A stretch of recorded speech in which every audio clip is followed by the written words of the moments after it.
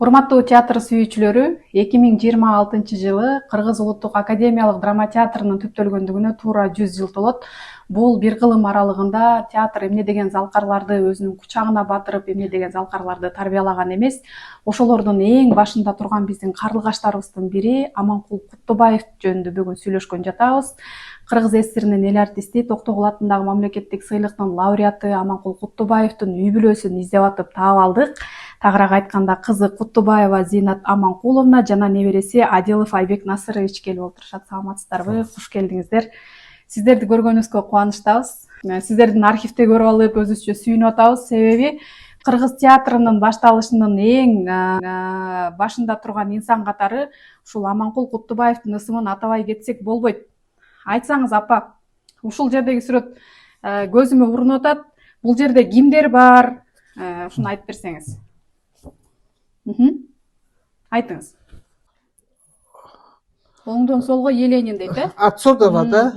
Отсюда. Тогда вот Еленин. Его пригласили, он в Ташкенте работал. Вообще он российский был специалист и занимал, постоянно фактически ездил из республик Союза прежнего с тем, чтобы поднять уровень искусства, или как сказать, культуру, да, культуру этих стран наших. Вот не стран, это сегодня страны, республик. Да. Ушул жалаң башка улуттагы театрдын түптөөчүлөрүнүн арасында жалгыз Куттубаев отурат. Ушул жөнүндө айтсаңыз байке. Это отец мой. Он как бы сразу же проявил себя и стал фактически его ассистентом, потому что он много знал о кыргызской культуре уже до того, как студия открылась. Поэтому он ему во многом помогал при реализации, скажем, именно во внесении нашей национальной культуры в нашу повседневную жизнь, так скажем, чтобы население могло как бы ближе, глубже узнать о нашей внутренней национальной культуре. Потому что вначале они ставили в основном пьесы русских классиков. Это Островский. Да. Хотя первую пьесу, которую они поставили, это был «Молдона Средин». Отец играл роль Молдона Средина, а он учился у Молдо. Поэтому он был уже 9, да, когда его родители расстреляли в 16 году, он был уже и читал, и писал, и считал, то есть был грамотным. Он уже писал и на арабской вязи, и латиницей, потом изучил и кириллицу. Как он попал в студию? Как он попал в студию? В студию вот. Газета в октябре вышла «Кызылту». Он был тогда учителем начальной школы в селе Челомыш и поехал за канцелярскими принадлежностями для своих учеников. В начальных классах он был преподавателем в 17 лет. До этого он по линии ликвидации безграмотности, ликбез, занимался с ребятами намного старше его, и с населением, которое было старше его. Я помню, когда школу открывали, один дед, такой уже древний, так скажем, говорил, я его помню, мы его безаны Молдо бала деп койчубуз, потому что он преподавал их. А раньше только Молдо преподавали, Молдо бала деп койчубуз.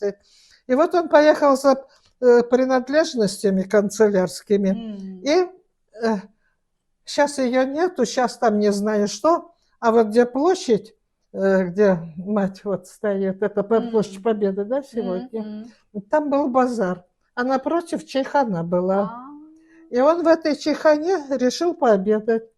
И газету купил, Эркинто, в октябре. Стал читать, и читает, что 6-месячная студия национального, студия связанные с, значит, образованием, созданием национального театрального искусства Кыргызстана. Прочитав, он увидел, что набирают студийцев. И тот же, попив чай, поехал по адресу. И его заставили сыграть, по-моему, даже вот Молдой заставили его сыграть в какой-то момент, чтобы экзамен. Папа говорил тогда, он даже и не понял, что это был уже экзамен. Но коли он на них учился, то он знал их все повадки, и так хорошо справился с этой мизансценой, или как там сказать, что они его тут же приняли. Первыми студийцами, кстати, кроме папы, были такие выдающиеся личности, как Турузбеков, Бакамбаев. По тем временам был Ревизоров, он очень хорошо играл Хлестакова, Джундубаев, Молдо Насредин. И когда эта пьеса была поставлена и вызвали, первые зрители пришли, пришло очень много молдов. Думали, что-то будет про них. А когда отец вышел на сцену, как настоящий, они все встали, приветствовали его. А потом, когда началось, они поняли, что, наоборот, их высмеивают, что ли. И они тогда все демонстративно ушли. И его как бы, да, плохо о нем отозвались, так скажем. Потом были поставлены пьесы Островского. Это «Ревизор». Это не было ни гроша, да вдруг Алтын, отец там Крутинского играл. А потом все-таки отец сказал Елене, давайте, говорит, попробуем что-то наше, нашему населению нужно что-то из нашего национального. А ничего не было готового. И тогда взялись, Такабаев написал сценарий, не сценарий, это в кино, а как сказать, и не либретто, пьесу написал. А папа поставил. Это уже в 27-м году, значит, первая кыргызская пьеса «Кайгылу Какей» написал Такабаев, а поставил Котубаев. Так. Тут он уже не столько был ассистентом, а сколько был действительно постановщиком в это время. Вот. Это вот первые студийцы. Девушек у них всего 4 было. Что-то их и нету тут, девушек. Вот она. Вот из них, наверное, Джеты Кашкаева, не знаю. Айбашевы, вот еще Айбашевы. Я сегодня не могу сказать, Джеты Кашкаева, они, по-моему, супруги были. А вот Айбашева, не знаю, может, брат через года 2. А потом пьесы решили сопровождать все-таки мелодией. И надо было...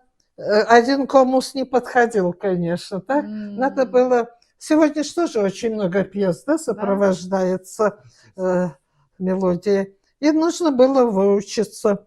Ну и вот ребята выучились, отец на скрипке выучился играть. И они были и артистами, и постановщиками, и музыкантами. Все. Вот так студия начиналась с октября 26 года. Вначале шла классика. А начинали вот так с 26 года, с октября, создание студии, 6-месячной студии национального театрального искусства. Это, можно сказать, дата зарождения, становления театрального искусства Кыргызстана. Можно сказать, вот биография, история театрального искусства Кыргызстана начинается с 26 года, октября месяца.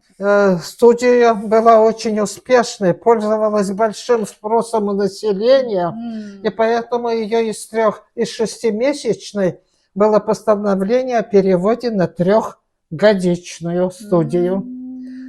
Значит, она уже расширилась, не стала 6-месячной, а стала 3-годичной.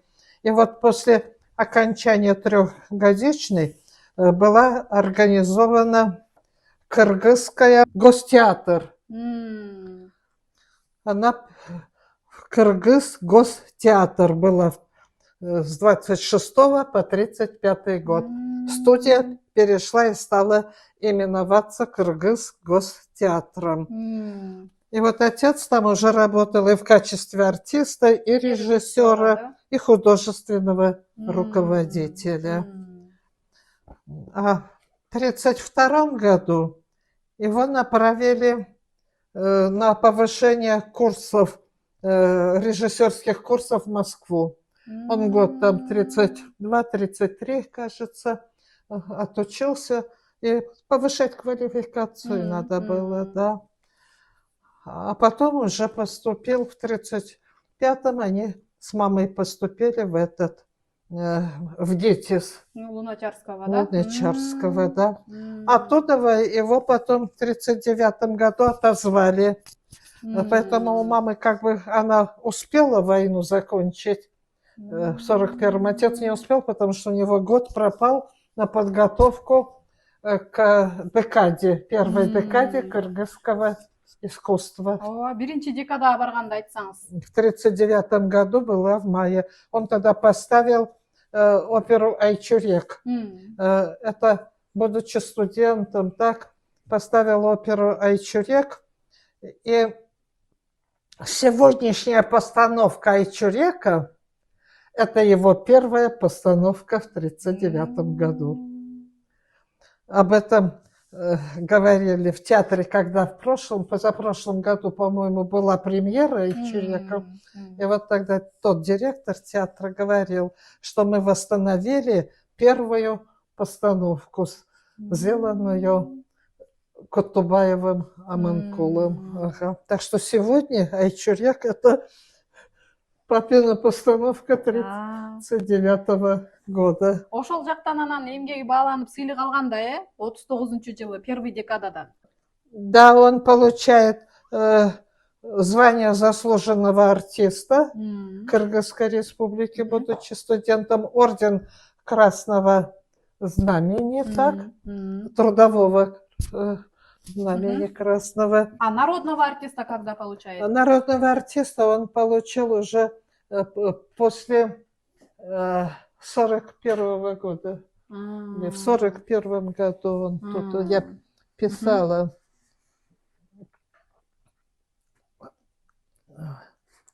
Да, вот отец был бы первым этим артистом. К сожалению, произошла трагедия. Они тогда, Мосфильм, решил поставить фильм «Семетей, сын Манаса». Отец должен был играть Семетея, а Бакамбаев – Манаса. И вот когда они ехали по Южному берегу, а Южный берег и сегодня довольно небезопасный, так, с обрывами, буквально, говорит, где-то минут за 40 Бакамбаев его попросил поменяться местами. Ты, говорит, сидишь в таком удобном месте, а я на родине не был, Бакамбаев, на родине уже не был, говорит, так долго, мне так хочется вот это все сверху посмотреть. Ну, и они пересели. И буквально через минут 40 этот грузовик со всем оборудованием и прочее сваливается в пропасть со скалы. И папа задержался на скале, а Бакамбаев стукнулся головой об скалу и мимо. И потом об камни ударился, погиб. А отец потом очень долго болел бессонницей, ну что-то с головой, уже с ума сходил. Мы уже искали не знаю кого. И потом из Кремлевки пришло письмо правительственное, что нашли какого-то гипнотизера, который берется его вылечить. А я уж смеялась, говорю, уж не Мессинга ли они нашли. Это уже потом, когда я стала взрослой, а тогда что я понимала? Его отправили. И он уже фактически тоже, говорит, это последний сеанс, 21, говорит, 21, это как очко. Говорит, если не поможет, я, говорит, уже отказываюсь. Или испугался, или Испугался, действительно наверное, это 21 число какое-то заколдованное, но он заснул под его давлением. И с тех пор стал спать, и хоть уже не стал таким больным. 53 жылдан 64 жылга чейин опера балет Да, театрынын театр, директору да, болуп турат. директор Волчу, да. Этот театр, фактически он уже завершал, и уже туда театр открылся не в 53-м. В 53-м он был директором, но тогда был директором строительства, как бы еще заканчивалось строительство театра, так? Но уже немного действовало. А стройка еще продолжалась, там оформляли. Тут много же еще моментов бывает, которые для зрителей не видны, правильно, за кулисами. Те же кабины, те же эти уборные, как их называли, так? Комнаты. И вот тогда он был директором. И потом директора, когда обменялись, они его спрашивали, как же вы так долго могли в театре быть? Мы, говорит, по 2 года уже с ума сходили. Это Боеленов Марклен, он же тоже был директором театра. Говорил, Байке, я, говорит, уже, говорит, не мог, говорит. Но это уже молодежь была. А он же вырос, он создал этот театр. Он фактически отец был этого театра искусства. Он поэтому во всех видел и недостатки, и преимущества. С каждым стремился работать отдельно. Токтогул операсы жөнүндө айтсаңыз. Токтогул операсын айтсаңыз. А Токтогул опера, это уже 2-я декада. Он ее готовил на 2-ю декаду. И тогда в 58 году он ее ставил, 57-го, естественно, начали ставить, и в 58-м он поставил оперу Токтогул. Много очень. Он и с Токтогулом встречался. Он еще тогда был, до 58-го года, конечно, был еще жив, когда вот он интересовался его судьбой. У него, у Токтогула дочь была, с ней постоянно разговаривал, архивные их данные рассматривал. Они жили тогда то ли по Московской, то ли по Токтогула, улице Токтогула. Ага. Розбекова где-то пересекала, там был их дом. Сейчас это дом-музей, по-моему, Токтогула. Андан кийин Манасты койгондон кийин государственный премия Токтогула алганын С Манасом тоже проблемы были. Почему-то считалось, обязательно нужно вызвать помощника еще из России или из другой союзной республики. Да? И первый это был из Белоруссии.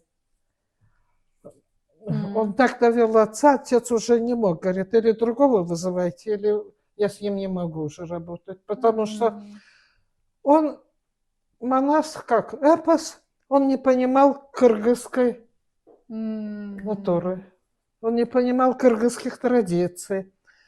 Ну, раз эпос, то как и, значит, этот, про Илья Муромца, допустим, так поставить, или про богатыря какого-то. А тут же все-таки нужно учитывать наши традиции, нашу культуру. Он даже и Манаса, по-моему, хорошо не читал, потому что надо все-таки его на кыргызском читать, чтобы нюансы выяснить. Перевод всегда бывает недостаточно точным, правильно? А когда на кыргызском его читают, вот все эти нюансы, все движения, они передают суть содержания этого эпоса. А потом заменили Захаровым из Москвы. Он был балетмейстер, но там же танцы тоже надо ставить. И вот он дал отцу свободу. Он приходил, где танцы нужны, советовался, папа ему рассказывал, что делает, он соглашался, потому что он понимал, что он эпоса хорошо не знает, правильно? И тогда вот отец мог сделать то, что он хотел, что он видел, так? И в этой связи получилась очень хорошая постановка на нас. И получает премию Да, и Токтогула, да? получает премию за нее. Один из первых, у него 0,9, по-моему. Первый не знаю, кто получил, а у него 0,9. Девятым, да? Ага. Кандай сон жаңы түзүлгөндө алышкан экен да Токтогул премиясын. Анан 64-жылы пенсияга кетиптир, 64 жылда, да. Ой, он был очень добрым. Очень добрым, очень честным, прямым. Он никогда не вилял, всегда отвечал так, как надо, но дипломатично, то есть без ругани.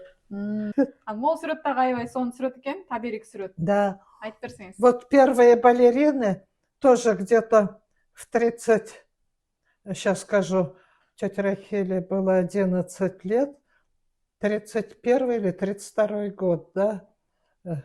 Первых 33, может, чуть позже, потому что тоже отец отправлял в Москву, готовили их и отправили. Там были Арсыгулова, Бешеналеева, Айдаралиева Рахима была, потом Мадемелова, потом присоединились, Тугелов, ну, а потом молодые, конечно, Багышев, прочие, да. Лучшей балериной была Арсыгулова. Ой, она летала, говорят, такая была это, но она, к сожалению, очень рано ушла. Она всего года 2, наверное, танцевала и ушла потом. Но она была, говорят, просто я ее не видела, потому что мне было уже мало тогда лет. Историю так. вот эту. А Бешеналеева, она очень хорошая балерина, она мягкая. Арзагулова техничная, говорят, была. А она мягкая была. Вот, как бы. Хотя Айда и она изображала, да, или Адетту Аделию плавно, мягко, Адетту тоже умела преподнести хорошо. Очень хорошая женщина. И у нее сын Эрмек, прекрасный мальчик рос. Ага. Красивая такая была. Почему-то в те времена такие красивые женщины были, правда? Она потом это... Сейчас не такие. Нет, правда, вот Да, действительно. стройные, такие красивые. Таких мало вообще не найдешь. Ботенка какая красивая, да? Вот все были очень такие. Ага. Все, да? Таятаңыз жөнүндө эмнелерди айтып бересиз? Скажите, Вы его, наверное, не видели, да? Им уже и не нужно, потому Я что... девушку видел. Видели, Да, да? мне было Видела, 9-10 как-то. лет. 9-10 лет было. Когда он скончался, да. Часто по выходным мы ездили навещать. Они жили, и сейчас живет моя мама на Эркиндик. Тогда, получается, это был бульвар Дзержинского, сейчас проспект или бульвар Эркиндик. Дом 16 в сталинском доме, вот этом трехэтажном, где ему и выдали эту квартиру. Вот. С тех пор там сейчас мама живет с сестрой старшей. И по выходным мы навещали, я помню, и дедушку, и бабушку помню. Да, действительно, добрейший человек был. Покупал нам кукурузные хлопья, игрушки какие-то. По Дзержинке мы гуляли к памятнику Фрунзе, вот, маленькими. В театр вас водил? В театр водил. Кукольный. Опять же, на доктора Айболита, на Кошкин дом. Фейволк, что ли, было? Да. Я хотел бы напомнить, что когда в Москве учился, 96-99 года, мне посчастливилось быть на юбилейном концерте в честь, значит, присвоения такой театральной звезды Махмуду Исимбаеву. Вот. И Я зашел со служебного хода, меня пригласили, стоял возле гримерки пару минут. И перед выходом на сцену Махмуд Эсенбаев со мной встретился. Высокий папахи человек. Он спросил: ты кто? Я говорю: внук Кутубаева Аманкула Кутубаевича. Он говорит: это мой названный родственник. Вот здесь мои племянники. Сейчас иди с ними и садись в зал, смотри концерт. Вот, так что я видел Махмуда Эсенбаева, и он очень тепло в тот момент отозвался и вспомнил Кутубаева Аманкула Кутубаевича. Вот. Очень он Не забыл. не забыл. Да. Да. А позже потом мы с племянниками познакомились, и уже в 2006-2008 годах мы повстречались в посольстве Казахстана в Москве. В ноябре, это, значит, была дата, они, значит, вспоминали депортированных чеченцев и ингушей в Казахстан и в Среднюю Азию. И вот меня тоже пригласили.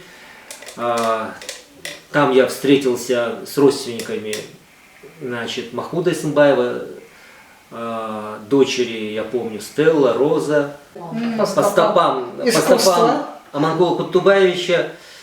В балетное искусство пошла моя дочь, Адилова Айли, будет артистом балета. В 96 году, кстати, проходили дни кыргызского искусства в Москве, в 96-м. Октябрь это был, октябрь или ноябрь.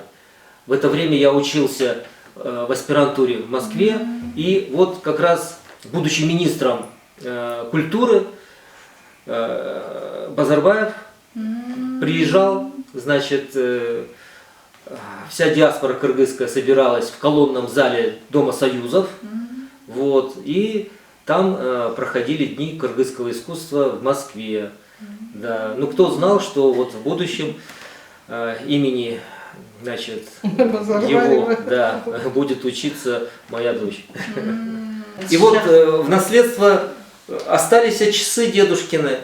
Часы, да. А ему подарили, знаете, здесь есть 58-й год, на юбилей подарил Маликов. Кубанычбек, да? Можно? Да, пожалуйста. Часы ни разу не ремонтировались. До сих пор ходят. Не сглазь. Да. Вот такая история. Да. Урматтуу театр сүйүүчүлөрү, бүгүн биздин музей бөлүмүнүн ичинде ачылган 100 жылдыкка 100 залкар аттуу рубрикабызда кыргыз театрынын түптөөчүлөрүнүн бири, биздин алгачкы карлыгаштарыбыздын бири, кыргыз эстеринин эл артисти Токтогул атындагы мамлекеттик сыйлыктын лауреаты, убагында ушул кыргыз театрынын пайдубалдарын түптөп кеткен инсандардын бири ушул Аманкул Куттубаевди эскердик. Аманкул Куттубаевдин кызы Зыйнат Аманкуловна, небереси Айбек Насырович бизге эң сонун окуяларды, бул кишинин кыргыз театр маданиятына жасаган зор эмгектерин айтып беришти. Бул табылгыс табириктерди биз өзүбүзгө дагы көчүрүп алалы деп атабыз. Анткени бул инсандарды табуу дагы оңойго турган жок. Себеби Аманкул Куттубаев деп издеп атып, анын атындагы мектепти Сокулук районундагы таап алып, анан ошол мектептин администрациясы менен байланышып, администрация бизге ал жактагы чөбөрөсүнүн номерин берип, андан кийин чөбөрөсү бизге өзүнүн кызы бар, кызы менен байланышкыла деп кызын таап берип, анан биз азыр аябай кубанып, толкунданып маектешип отурабыз. Сизге рахмат. Келип бергениңизге Зыйнат Аманкуловна ден соолук каалайбыз. Күзүндө Кудай буйрса 26-жылы театрдын 100 жылдыгы белгиленет. Ошондо келиңиз, сөзсүз келиңиз, чакырабыз. Сизге да рахмат келип бергениңиздерге. Сиздердин атаңыздар менен сиздер эле эмес, жалпы кыргыз сыйлыктанат. Рахмат сиздерге.